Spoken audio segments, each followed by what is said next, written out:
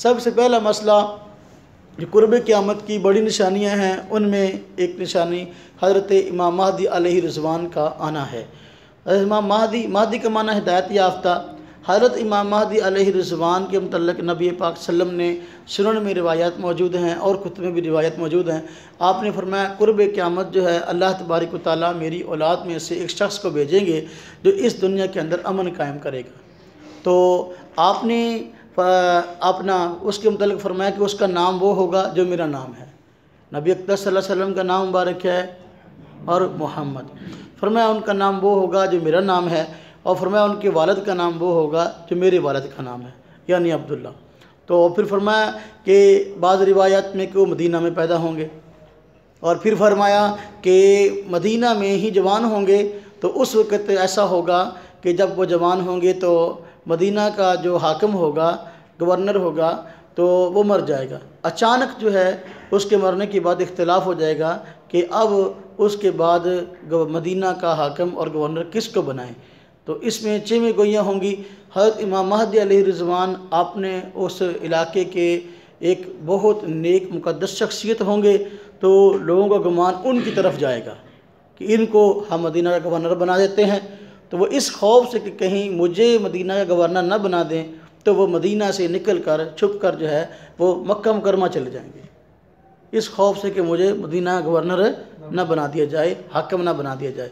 तो छुप कर जो है मक्का मुकरमा चले जाएंगे।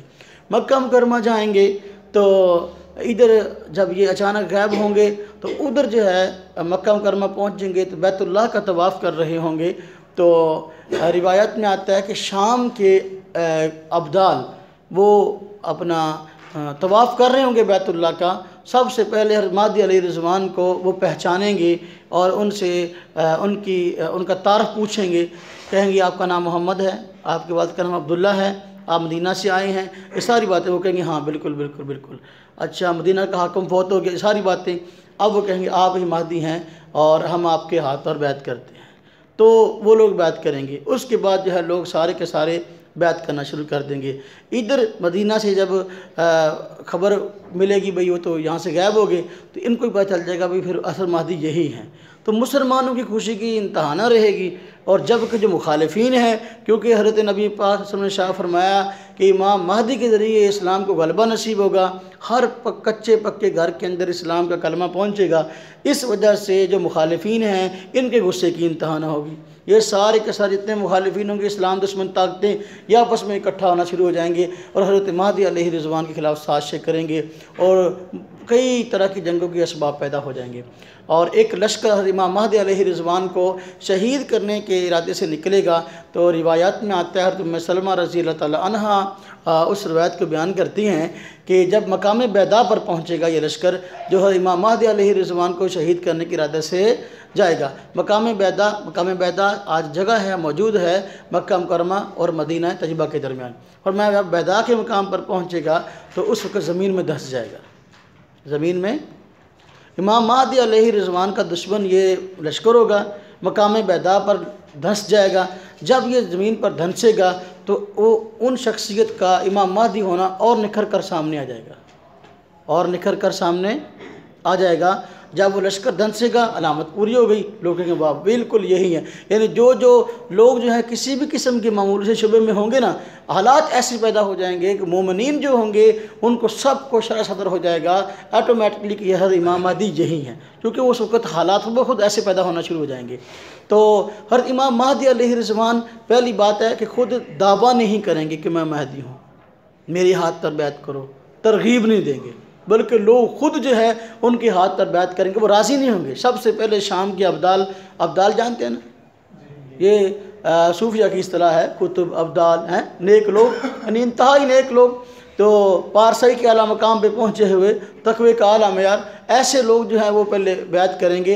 इमाम महदी अलैहि रिज़वान राज़ी नहीं होंगे, लेकिन वो बैत करेंगे, फिर ऐसा ऐसा बैत शुरू हो जाएगी। तो आज जितने झूठे मुद्दाईयान महदवियत हैं ये खुद दावे करते हैं मैं महदी हूँ, मेरी बैत करो और ये करो वो करो, ऐसा नहीं होगा।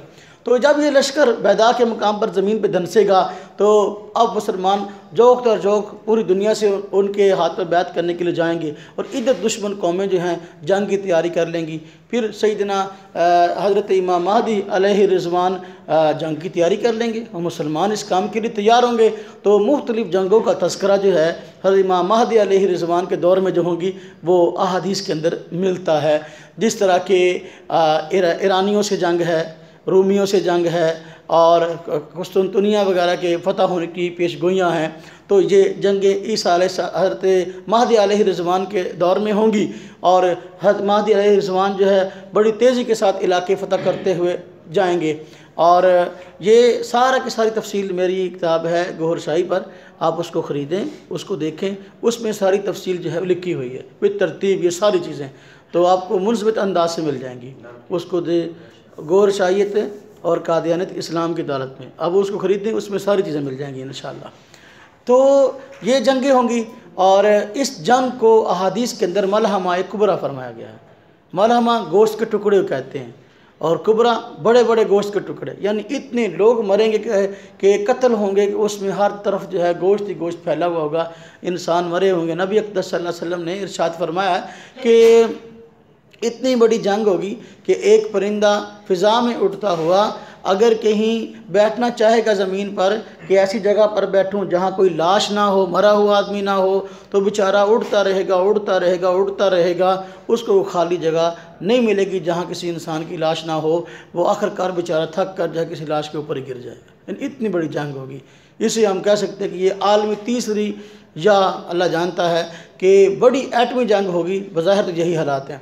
इतने लोग तीर तलवार से नहीं मर सकते, इतने ज़्यादा लोग जो मरेंगे तो अल्लाह आपका भला करे कि इसी से मरेंगे, एटम से। जिस तरह कि आज हर आदमी ने एटम बनाए हैं और दूसरे पर चलाने को तैयार बैठा है, तो फिर यही होगा कि जंग होगी और दूसरे पर एटम बरसा दिए जाएंगे और दुनिया जो है वो तबाह होगी। इस तरह हज़रत इमाम महदी अलैहि रिज़वान अल्लाह आपका भला करे मुख्तलिफ़ फतूहात करते हुए मुल्क शाम की तरफ जाएंगे। तो उसी अल्लाह आपका भला करे दौर में अपना पहले तो दज्जाल के खुरूज की झूठी अफवाह आएगी कि दज्जाल निकल आया, लेकिन वो खबर झूठी होगी। फिर ऐसा होगा कि हज़रत इमाम महदी अलैहि रिज़वान जब शाम पहुँचेंगे तो दज्जाल का खुरूज हो जाएगा। तो फ़जर की नमाज़ पढ़ने के लिए मुल्क शाम में आज भी मस्जिद मौजूद है, जामे मस्जिद दिमश्क, शाम का इलाका है दिमश्क के अंदर मस्जिद मौजूद है, जामे मस्जिद दिमश्क। तो वहाँ नमाज़ पढ़ने के लिए हज़रत इमाम महदी अलैहि रिज़वान तशरीफ़ ले जाएंगे। तो फ़जर की नमाज की इकामत कही जा चुकी होगी, तो हज़रत ईसा अलैहिस्सलाम आसमान से नुज़ूल फरमाएंगे। नबी अक़दस सल्लल्लाहु अलैहि वसल्लम ने इरशाद फरमाया कैफ़ अंतुम इज़ा नज़ला ईसा इब्न मरियम फ़ीकुम व इमामुकुम मिनकुम, उस वक़्त तुम्हारी खुशी का क्या हाल होगा जिस वक़्त के ईसा इब्न मरियम आसमान से नाज़िल होंगे और इमाम तुम में से होगा। यानी ऐसा होगा कि खुद ब खुद के हालात ऐसे होंगे और सारी की सारी पेशगोइयाँ नबी पाक फरमा दी हैं, तो लिहाजा ऐसा ही होगा। लोग हर चीज़ के मुंतज़िर, एक निशानी पूरी हो गई अब दूसरी के मुंतज़िर होंगे, दूसरी पूरी हो गई तीसरी के मुंतज़िर होंगे, चौथी पूरी हो गई पाँचवीं के मुंतज़िर होंगे।